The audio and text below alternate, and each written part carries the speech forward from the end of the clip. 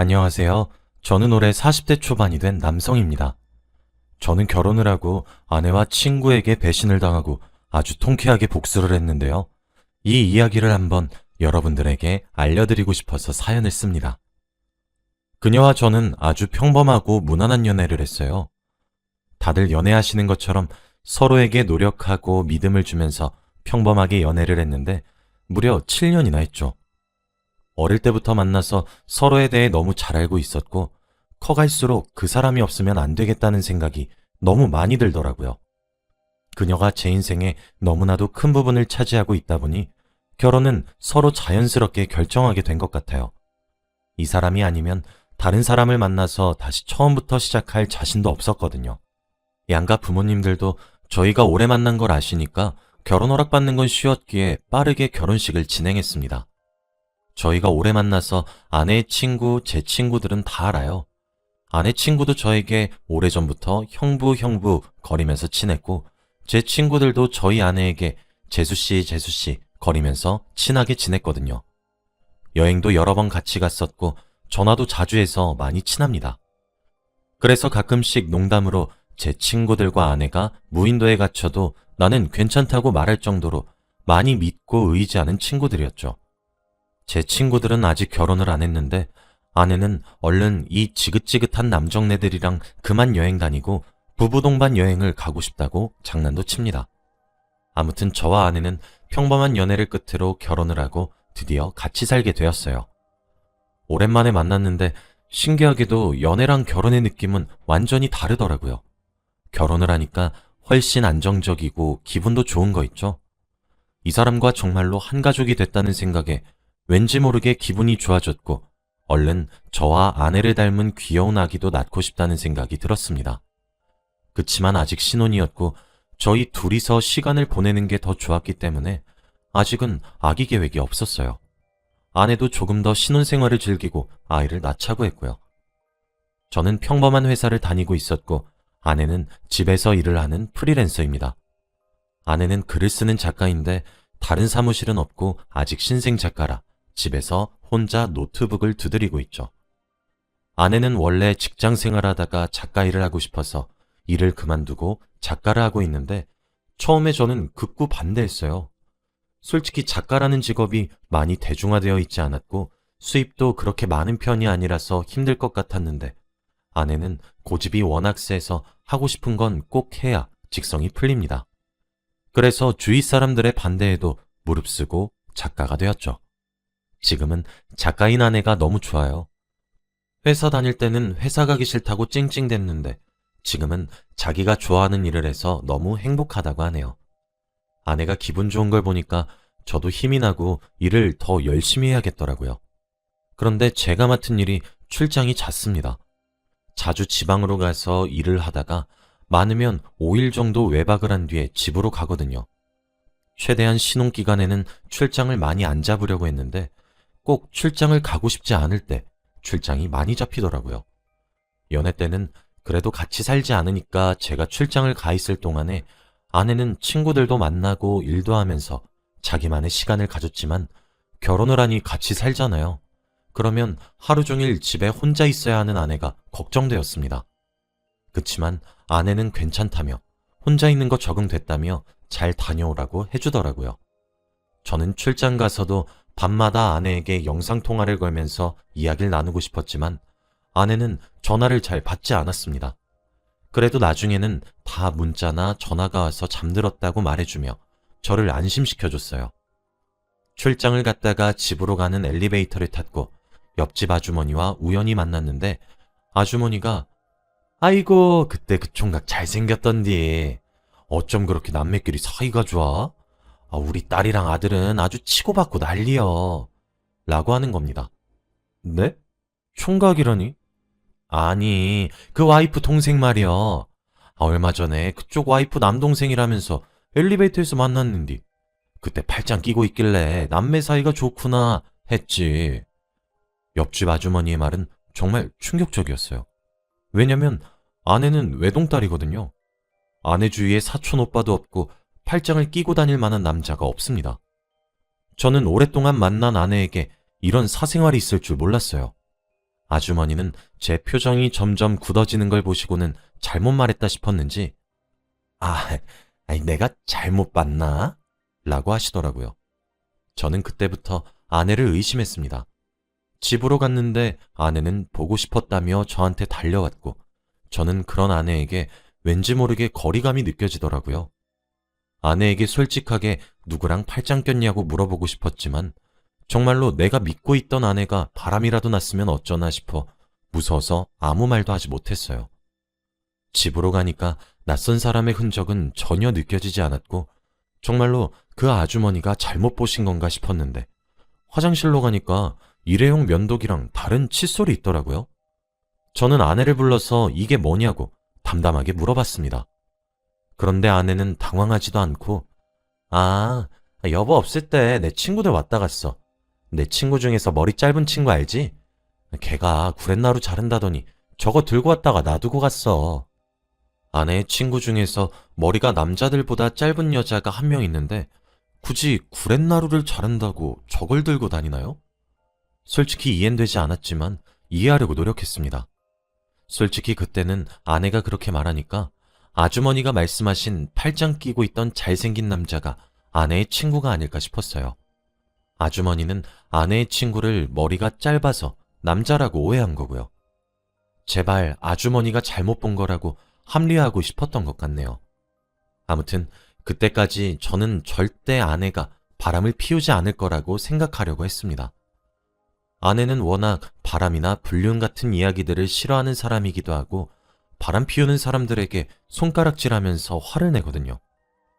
요즘 TV 프로그램 보면 이런 주제인 영상들이 몇 개씩 나오잖아요. 그러면 아내는 혀를 차면서 어떻게 저럴 수 있냐고 바람 피우는 것들은 천벌받아야 한다고 말을 합니다.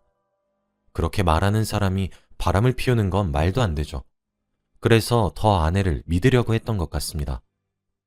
오랜만에 집으로 와서 아내와 같이 오붓한 시간을 보내고 맛있는 음식도 해먹고 재미있는 하루를 보냈어요. 얼마 후 저와 아내는 주말이라 오랜만에 데이트도 할 겸 밖에 나가기로 했습니다. 봄이었어서 꽃 구경도 하고 싶었고 날씨가 너무 좋았거든요. 아내도 좋다고 했고 서로 일이 바빠서 너무 소홀했는데 오늘 하루만큼은 아내만 바라보고 놀려고 했습니다. 그런데 아내의 화장법이 바뀌고 향수가 바뀌었더라고요. 그리고 원래 화장을 거의 안 하다시피 하는 아내가 최근 들어서 화장을 진하게 합니다. 집안 마트를 갈 때에도 맨 얼굴로 나갔던 아내는 이제 화장을 하고 나가요. 향수향도 예전보다 진해졌고 옷 입는 것도 조금 달라졌어요. 예전에는 밝은색 옷을 많이 입었는데 요즘은 어두운 옷을 많이 입더라고요. 우리 아내 요즘 낯설다. 향수도 바뀌고 옷도 바뀌고 화장도 하고. 갑자기 왜 그래? 기분 전환이야? 기분 전환. 나 아이 생기면 이런 것도 잘 못하고 다닐 텐데 지금이라도 원 없이 해놓으면 나중에 후회 없을 것 같아서. 아내는 저와의 아이를 계획하고 있었고 저도 이제 슬슬 아이가 갖고 싶더라고요. 나이가 1살이라도 어릴 때 아이를 낳아야지 더 늦으면 임신도 안 될 것 같았습니다. 그런데 저희 나이가 그렇게 많지도 않았는데 저희 생각과는 다르게 아이가 쉽게 생기지 않더라고요. 다들 왜 임신이 축복이라고 하는지 알 것 같았습니다. 정말 임신을 하는 건 축복인 것 같아요. 왜냐하면 임신을 하는 건 너무 힘들고 잘 되지 않았거든요. 그래서 저는 혹시나 저에게 문제가 있나 싶어서 병원으로 가서 진료를 받아보기로 결심했습니다. 아내에게 비밀로 한 채 친구가 운영하고 있는 비뇨기과로 가서 진료를 받기로 했죠. 저는 검사를 받고 결과를 기다리는 내내 너무 떨리고 긴장되었습니다. 혹시나 제가 아이를 못 가지는 몸이라면 평생 저와 아내 사이에는 아이는 없는 거잖아요. 아내에게 미안해서 어떡합니까? 검사 결과를 듣기 위해서 친구한테 갔는데 친구 표정이 좋지 않았어요. 야, 너 어떡하냐? 왜? 나 평생 아이 못 낳아? 너 씨 없는 수박이야, 임마. 정말 청천벽력 같은 소리였죠. 어떻게 제게 이런 시련이 찾아온 것인가요? 정말 남자로서 자존감이 바닥을 쳤고 아내에게 이 소식을 어떻게 전해야 할지도 너무 막막했습니다. 야, 너 어떡해? 너 아이 낳고 싶어 했잖아. 아이, 그러니까 와이프한테 어떻게 전하지? 많이 실망할 텐데. 입양이라도 해야 하나? 저는 집으로 가는 내내 고개를 들 수 없었고 너무 절망적이었어요. 요즘 아내는 아이 낳을 생각하면서 육아에 관련된 책도 읽고 영상도 보면서 엄마가 될 준비를 하고 있었는데 저는 아빠가 될 수 없는 몸이었잖아요. 너무 미안했어요, 정말. 그리고 집에 도착해서 아내에게 말하기 위해 호흡을 가다듬은 뒤 현관문을 열고 집으로 들어갔습니다. 그런데 집으로 들어가니 아내가 기쁜 목소리로 저에게 달려오더라고요. 여보, 내가 좋은 소식 들려줄게. 라고 했죠. 여보, 나도 할 말이 있는데 내가 먼저 하면 안 될까? 안 돼. 절대 안 돼. 내가 먼저 할 거야. 당신 너무 행복해서 뒤로 자빠질걸? 그 정도로 기쁜 일이면 내 얘기 먼저 들어줘. 난 안 좋은 얘기란 말이야. 안 돼. 그래도 내가 무조건 말해야겠어. 내가 지금 뭘 들고 있게? 아내는 손에다가 뭘 쥐었는지 등 뒤로 꽁꽁 숨기고 있더라고요. 제가 못 맞추니까 아내는 짠 하면서 제 앞에 한 물건을 들이미는데 바로 임신 테스트기였어요. 그런데 선명하게 두 줄이었습니다. 아니, 이게 어떻게 된 건가요?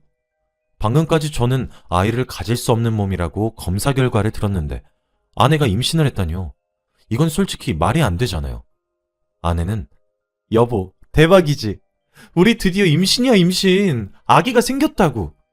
아니, 이게 어떻게...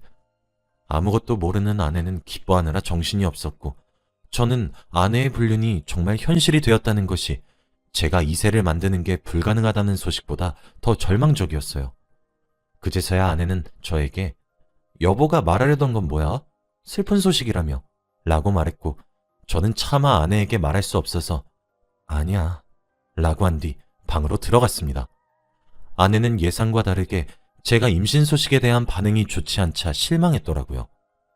저는 아내 앞에서 연기를 할 힘조차 나지 않았고 곰곰이 방으로 들어가서 생각의 시간을 가졌습니다.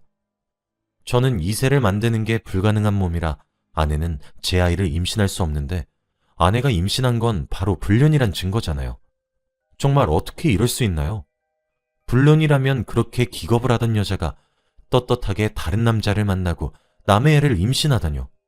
정말 역겹고 무서웠습니다. 저는 그날 흥신소에 문의를 해서 아내 뒷조사를 부탁드렸어요. 아내의 휴대폰을 열어보았더니 낯선 사람과 연락을 나눈 흔적은 없었고 다 친구들과 안부 연락을 한 것밖에 없더라고요. 그래서 도대체 그 남자는 누군가 궁금했는데 마침 흥신소에서 연락이 왔습니다. 아내의 불륜 증거를 다 잡았대요.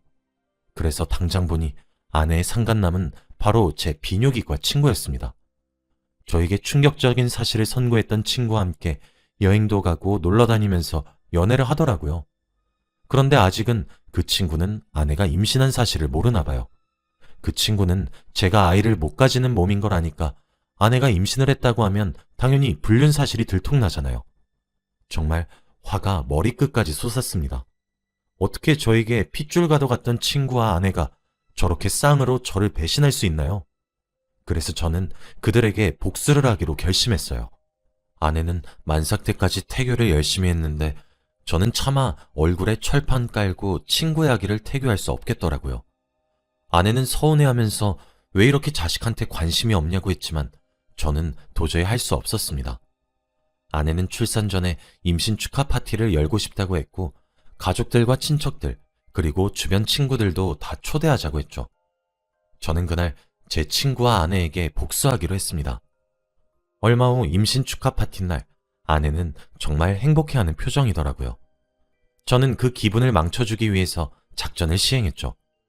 우선 미리 선임해 놓은 변호사를 노트북 앞에 세우고 저는 중앙에 서서 마이크를 잡았습니다. 모두들 와주셔서 감사해요. 그런데 오늘 축하받아야 할 사람은 제가 아니라 바로 제 아내와 불륜을 저지르고 있는 저 사람입니다. 라고 말을 하면서 제 친구를 손가락으로 가리켰어요. 친구는 당황한 표정으로 장난치지 말라고 했고 저는 그때 변호사를 쳐다보고 영상을 재생하라고 했습니다. 그 영상은 흥신소에서 받은 아내와 친구의 불륜 증거들이었고 그 영상은 아주 큰 화면으로 재생되고 있었어요. 영상 속에는 충격적인 장면이 잔뜩 들어 있었습니다. 거기에 온 하객들은 다 같이 그 영상을 보고 충격을 감추지 못했고, 마치 제가 아내의 불륜 사실을 처음 알았을 때의 그 표정이더라고요. 영상이 끝난 뒤 저는 마이크를 다시 잡고, 아내의 뱃속에 있는 아이는 사실 제 아이가 아닙니다. 저는 아이를 가질 수 없는 몸이거든요. 라고 말했습니다. 다들 헉 하며 입을 틀어막았고 다 같이 아내와 제 친구를 쳐다봤어요. 제 친구는 직업이 의사니까 주위에서 평판도 좋았고 착한 친구라서 더 많은 정을 나눴던 친구였는데 한순간에 이미지가 망가진 거죠. 저는 제 치부를 당당하게 이야기하는 게 너무 힘들었지만 그래도 더 확실한 복수를 위해서 부끄러움을 감수하고 말을 했어요. 하객들은 저의 말을 듣고 화가 잔뜩 나서 테이블에 있던 음식들을 제 친구에게 던지면서 욕을 하기 시작했고 친구는 그곳을 뛰쳐나갔죠. 아내의 얼굴을 보니까 세상을 다 잃은 허망한 표정을 하면서 멍 때리고 있었습니다. 나중에 알게 된 사실이지만 아내는 제가 그런 상태였던 건 몰랐지만 아이의 아빠가 제 친구인 건 알고 있었대요. 일부러 거짓말하고 저에게 임신했다고 알렸다고 합니다. 친구는 불륜만 안 들키면 된다는 생각으로 만난 건데 아내가 임신을 한 줄은 몰랐대요. 둘은 아내가 임신하기 전에 잠깐 만난 거였고 아내가 임신을 하고 나서부터는 둘이서 만나지 않았다고 하네요. 나중에 사과했지만 제가 용서할 순 없겠죠. 그리고 아내와 이혼을 하고 지금은 따로 살아요. 처갓집에서도 다들 미안하다면서 딸 잘못 키운 자기들을 탓하라고 하는데 그건 핑계죠. 처갓집에서도 아내한테 더러운 괴물 취급을 하고 쫓아냈다고 합니다. 아마 아내는 제 친구와 같이 살고 있겠죠. 그들의 아이니까요. 정말 지금 생각해도 화가 나고 환멸이 납니다. 어떻게 그런 존재들이 제 주위에 있을 수 있나요? 그녀와 이혼 후 서로 연락도 안 하고 살고 소식을 아예 모르는데 작가라서 책이 출간하면 대충 어떻게 사는지 알아요. 그런데 원래 사랑 이야기를 쓰던 그녀가 점점 글을 쓰는 방식이 변하더라고요. 그녀는 글을 쓸 때 주위 환경의 영향을 많이 받는 편이라서 글을 읽으면 그녀가 지금 어떻게 살고 있는지 티가 팍팍 나는데 정말 별로인가 봐요. 애아빠가 잘 못해주고 육아도 힘들고 과거를 후회한다는 말이 많았습니다. 제 친구들은 다들 그녀의 더러운 사생활 때문에 인연을 끊었는데 그녀가 책을 출간하거나 기사가 가끔씩 날 때마다 그녀에 대한 이야기를 댓글이나 책의 감상평 같은 곳에 달아요. 그녀가 과거에 했던 일들을 다 나열해서 그냥 책 읽지 말라고 독자들에게 알립니다. 제가 시킨 건 아닌데 친구들이 알아서 이런 애들은 그냥 사회의 악이라고 나오면 안 된다고 말을 하더라고요. 저는 굳이 안 그래도 된다고 하지만 친구들은 그냥 자기가 하고 싶어서 한대요. 아무튼 지금 생각해보면 그 아주머니에게 감사드려요. 그때 엘리베이터에서 그 이야기만 안 하셨어도 저는 지금까지 의심했겠죠. 그리고 이제서야 알게 된 저도 많이 반성합니다. 아내가 안 하던 화장을 하고 옷을 입는 게 바뀌고 향수 냄새가 바뀐 게 바로 친구 취향이어서 그랬대요. 그리고 면도기와 칫솔은 확실한 증거였잖아요. 여러분들도 조심하세요. 혹시 모릅니다. 제 이야기는 여기까지예요. 들어주셔서 감사합니다.